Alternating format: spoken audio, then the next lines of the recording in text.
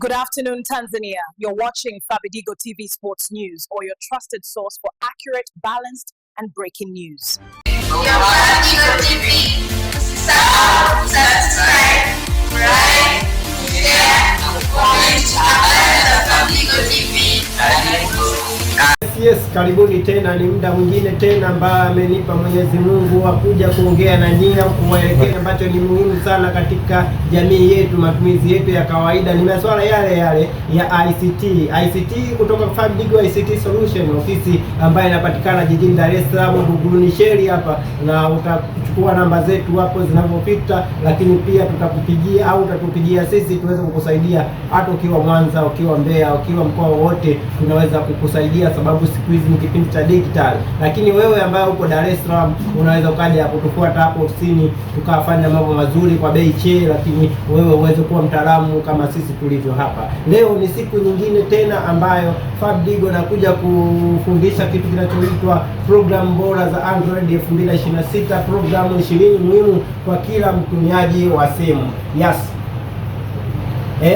Naweza kutoa utangulizi. Anasema simu za Android zimekuwa sehemu muhimu ya maisha ya kila siku. Tunazitumia kwa mawasiliano, biashara, masomo, kazi za ofisini, burudani na hata kujifunza teknolojia mpya. Hata hivyo, uwezo wa simu yako unategemea sana programu Apple. Yaani Apple ni application Apple ulizoziweka mwenyewe kwenye simu yako. Hizi ni simu janja hizi. Lakini pia kuna kitu kingine kuna mamilioni ya program kwenye Google Play Store, lakini si zote zina ubora, usalama au manufaa sawa. Katika makala hii utajifunza program bora za Android zinazoweza kuongeza tija, kuboresha usalama wa taarifa zako na kurahisisha shughuli zako za kila siku. Pale tulipoishia kusema kwamba tuna programu zile ambazo tunataka tuzieleze kwa siku ya leo. Leo tunaelezea masuala ya GPT. Ni programu ya aina gani hiyo? Ni programu ambayo watu wengi wanaipenda. Ukisikia masuala ya AI, GPT, ndio kama hivyo Mwenyezi Mungu ametujalia binadamu kufanya vitu fulani amazing ambavyo unaweza kuviona kwamba kweli binadamu tunafanya hivi vitu, lakini ndivyo ilivyo. Mungu alituumba sisi kwa mfano wake. Kwa Biblia inavyosema alituumba kwa mfano wake ili tuweze kufanya vitu fulani. Dunia hii ndege zinaelea juu. Sasa hivi imekuja kitu kompyuta ndio inatufanya dunia kuwa kama kijiji. Yaani dunia ipo kiganjani. Sasa kuna kitu kinaitwa GPT. Ni programu inayotumia akili bandia. Yani kwa Kiingereza nasema ni artificial intelligence kusaidia kujibu maswali, kuandika makala, kutafsiri lugha, kutengeneza barua na kutoa mawazo mapya kwa watumiaji. Kama unavyonisikia, ngoja kwanza nisome afu utaeleza. Ngoja nisome faida zake za GPT. Ni kwamba kuandika makala za blogi, kujifunza masomo mbalimbali, kutengeneza barua za kazi, kutafsiri lugha, kuandika caption za Facebook, TikTok na Instagram, kusaidia wanafunzi kufanya tafiti.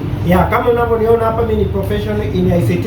Hii somo la GPT sisi kwenye IT uwe diploma, degree, certificate. Tunasoma kwenye somo fulani inaitwa digital marketing, au tunasoma kwenye somo fulani inaitwa e-commerce, masuala ya online ya digital marketing, yani masoko ya kimtandao. Kwa mfano, unataka kuwa ni mtu ambaye GPT inaweza kukusaidia katika ofisi yako. Kwa mfano, umeshindwa kuandika barua, GPT itakufundisha jinsi gani utaenda kwenye Google searching kwa kutumia email yako. Ukiingia kwenye email au WhatsApp au TikTok au Facebook, inaweza kukusaidia jinsi gani wewe unaweza kutumia GPT ili iweze kukusaidia vitu kama vile kuandika barua, masuala yoyote yale. Labda picha, unataka kubadilisha picha fulani iwe katika mfumo fulani, kama vile Adobe Photoshop inavyofanya. Inaweza kutengeneza video fulani hivi, kwa mfano video vile vya AI mnavyovionaga vile. Yani GPT inaweza kufanya hivyo. Faida zake ni kwamba hivyo, kama ukiwa kiofisi, inaandika barua, kujifunza masomo mbalimbali, kutengeneza na kutafsiri lugha. Kwa mfano, siku hizi hauwezi kuwa mtu pako miliki dictionary. Hapana, siku hizi watu walishaacha kupita na dictionary. Sasa hivi mtu sio kamteta kwa kumtukana kwa lugha ambayo haijui. Mtu anaichukua tu lile neno, anaenda kwenye GPT. Yaani kwenye AI anaweza kutafsiri lile neno lilomtukania akakutambua kwamba wewe kumbe unamtukana, kwa sababu yeye hajui lugha, yeye anakuwa anakujua wewe kuwa ni snitch. Kwa hiyo basi katika kipindi hiki cha Android simu janja ambayo inatufundisha kwamba tunaweza kuishi bora, yaani kuwa bora zaidi kama tunaweza kutumia hizi programs za Android ambazo ni hizo GPT moja wapo nimeitaja, na programu zingine ambazo naenda kuzitaja. Inafaa sana kwa wanafunzi, AI inafaa sana kwa wanafunzi, waandishi wa maudhui, walimu, wafanya biashara, wataalamu wa teknolojia. Ukiongelea wataalamu wa teknolojia ni watu wa aina gani? Ni watu wa ICT au IT, Information and Communication Technology, TEHAMA, teknolojia habari na mawasiliano.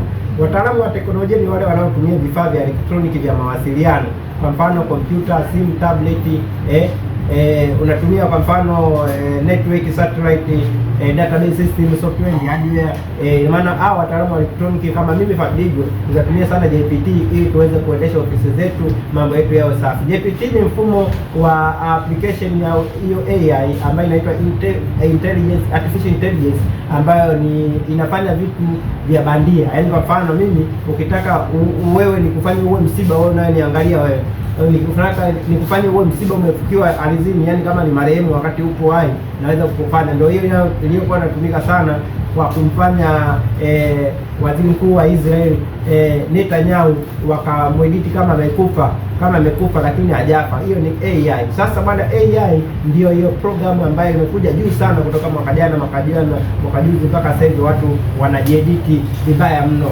Asante sana, tuendelee kujifunza. Programu ya pili inaitwa Google Driver. What is the meaning of Google Driver? Mimi naweza kuisoma kama nilivyoandaa makala yangu hapa. Nasema Google Driver. Google Driver ni nini? Ni huduma ya kuhifadhi faili mtandaoni, cloud storage. Google Driver ni huduma ya kuhifadhi kuhifadhi faili mtandaoni. Faida ya Google Driver, anasema kuhifadhi picha, kuhifadhi video, kuhifadhi nyaraka, backup ya simu, kushiriki faili kwa urahisi. Google Driver hiyo sana ukiwa unajua kutumia email kwenye kompyuta au kwenye simu. Ina maana kwamba kuna sehemu ukilog in kwenye email yako, utaenda ukaingia kwenye Gmail account. Ukiingia kama unatumia kompyuta au laptop, utatumia browser yako, labda ni Opera Mini, utaenda sehemu ya Apple pale utabonyeza. Ukisha bonyeza kuipata Google Driver, utaangalia zile Apple. Ina maana kwamba itakuonesha Google Driver. Ukibonyeza Google Driver pale ndio unaweza kuhifadhi vitu kama vile picha, video, nyaraka na backup, kushiriki faili kwa urahisi. Siku ya leo ni siku ya Siole, nafundisha Siole kwa video. Vitakuwepo baada ya kipindi hiki kwamba nafundisha vipi Google Driver, lakini naamini kwamba nilifundisha vipo humu ndani ya Fabidigo TV kuhusu mambo ya Google Driver, jinsi gani unaweza kutumia kwenye email yako. So hapa wanapoongelea Google Driver ni application ambayo ipo kwenye Google Driver, ambapo tayari Google ipo katika mfumo wa email, ambapo ukibonyeza unaweza kutunza picha, video. Yaani kwamba picha na video unaweza kuzitunza kwenye email yako. Ndio maana wakiacha email yako utaona kama wamekudukulia vitu fulani. Tulifundisha cyber security, jinsi gani ya kutunza hiyo mitandao, jinsi gani ya kutunza password zako na notification zako zisidukuliwe au vitu vyako visidukuliwe. Kwa mfano vitu kama hivyo, video, picha na nyaraka ulizozitunza kwenye Google Driver au kwenye photo, wasije akachukua wauni. Wauni ni wale wajanja mtandaoni, wanaitwa hackers kama hivyo. Asante sana. Nyingine inaitwa ni Canva ni nini? Canva ni programu ya kutengeneza michoro mbalimbali bila kuwa na mtaalamu wa graphic design. Kuna programu nyingi tumezitaja katika Android, simu za Android, simu janja. Yani kwamba kuna Canva. Canva ni programu kama vile unavyosema Adobe Photoshop kwenye mfumo wa kompyuta. Canva ni programu ambayo inaweza kutengeneza logo, banners, poster, YouTube, mabango ya YouTube, business card na vitu vingine. Canva ni programu ambayo ipo kwenye computer graphic. Computer graphic ni kwamba tunasema ni first idea of computers, ni michoro ya kompyuta, ambayo ni huduma ya kwanza kompyuta, ambayo computer graphic ndio inayohusika na michoro yote ya kompyuta. Kuna programu za kompyuta ambazo zinahusika na michoro. Kwa mfano programu zote zinazotengeneza video, zinazotengeneza mabango, sticker, poster na music, video DJ, Adobe Premiere, Adobe After Effects, Google, kuna ile Adobe Photoshop, Adobe Premiere Pro, Wondershare More, Canva kwenye simu, InShot kwenye simu, na programu zote zinazo design mabango na kutengeneza business card.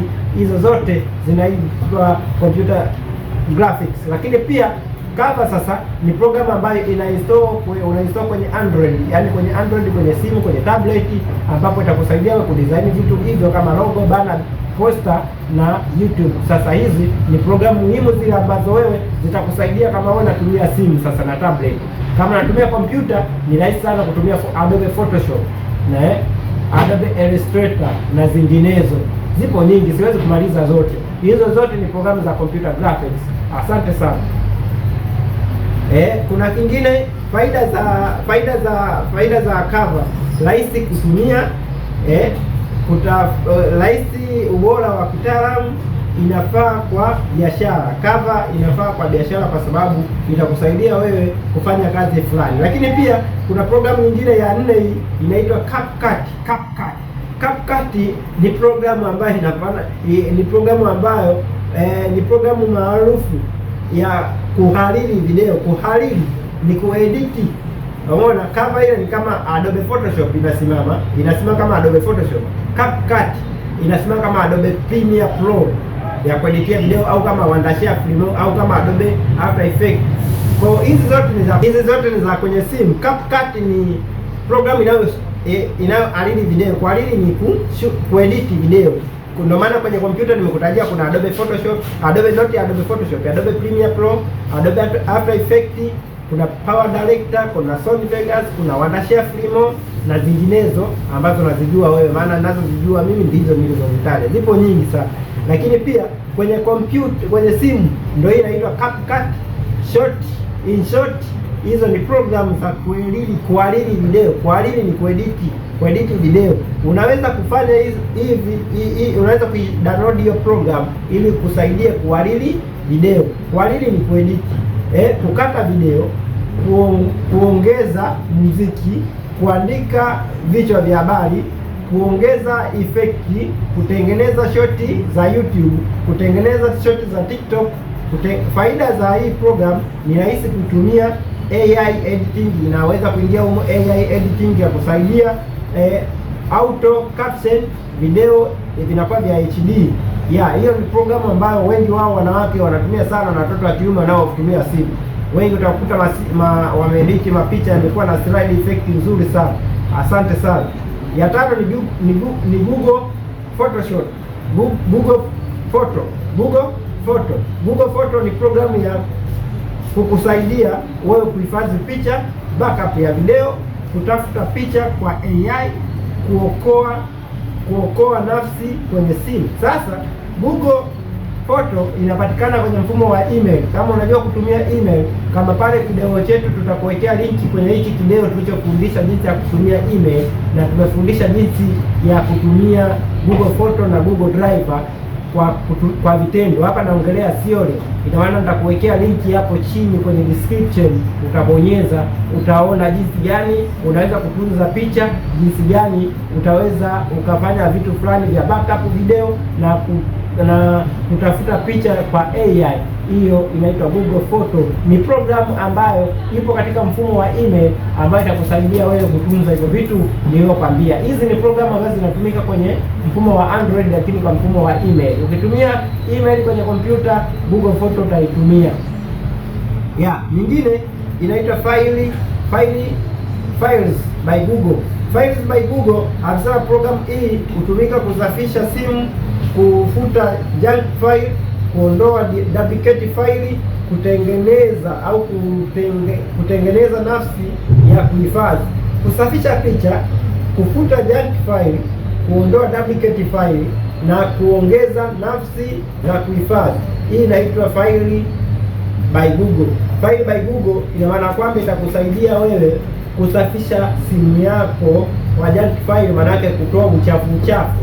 Kwenye kompyuta tunasema clean disk cleanup. Kwa kutoa uchafu wa vitu vile ambavyo vilikuwa vimejiunda vyenyewe kama uchafu, lakini kuondoa mafaili yaliyo duplicate, yaliyopandana, au sio? Kuongeza nafasi ya kuhifadhi, kusafisha simu. Kusafisha simu ni ku-clean simu yako ili iondokane na temporary file uliyowahi kuyafuta zamani. Kuna Google, hizi ni program Google Authenticator. Programu hii hutumika kuongeza usalama wa akaunti kupitia two factor. Okay. Google two factor, nilivyoandika hapa nilikosea kusoma. Two factor inasaidia kuongeza usalama wako kwenye Gmail account yako, kwenye Facebook account yako, kwenye TikTok account yako, na Microsoft na vifaa vingine ambavyo utakuwa umeweka.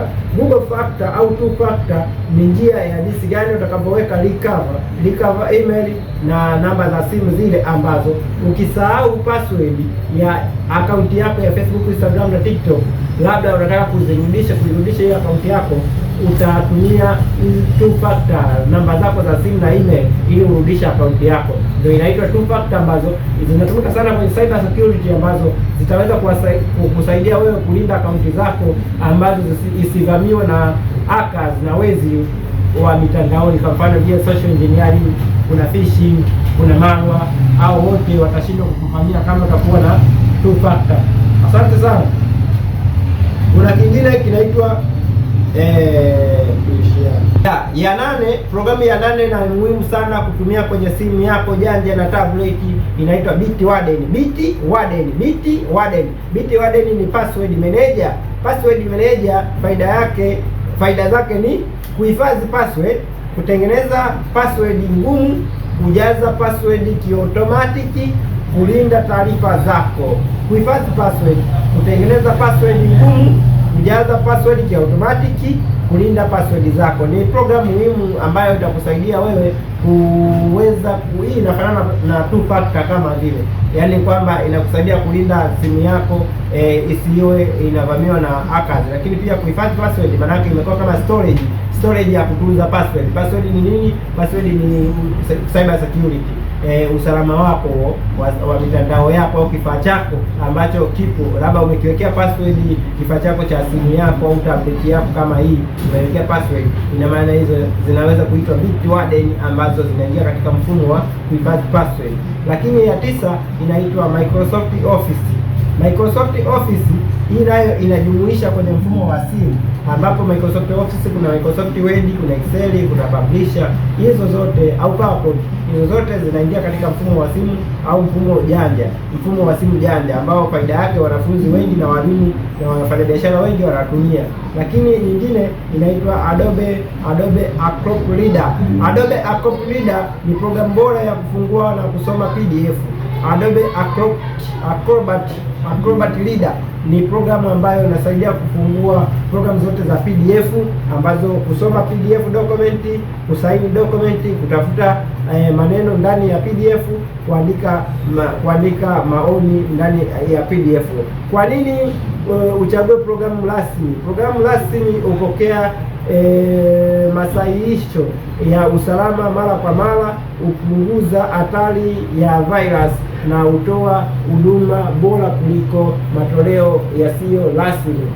Daima pakua program kupitia Google Play Store au tovuti rasmi ya watengenezaji.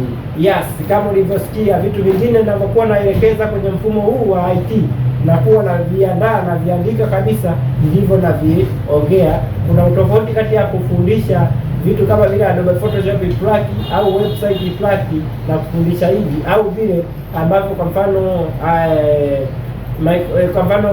labda HTML code labda nimezishika kichwani, ni vitu vigumu vile ndio tunavishikaga. Lakini vitu vya kupangilia ambavyo ya simu hivi, kumbuka kwamba ni vitu ambavyo navijua, lakini ili niliongelee kwa uzuri zaidi lazima nivipangilia, maana programu za kwenye simu sio kwamba wote wanazifahamu, wengi wanazifahamu za kwenye kompyuta. Kwa mfano hizo nilikuwa nazitaja. Kwa hiyo basi, kama wewe ni mfuatiliaji wetu wa Fabidigo ICT Solution, ofisi zetu zipo Buguruni Sheli jijini Dar es Salaam, karibisha uweze kufahamu ofisi zetu, njoo, namba zetu zipo hizo zinazopita kwenye hapo kwenye kideo chako, na kama wewe uko mbali ya jiji ya Dar es Salaam unaweza kutupigia simu tukakufundisha ukiwa huko kupitia mitandao yetu ya kijamii. Asante sana, endelea kusubscribe YouTube channel zetu. Asante sana. Flamingo TV.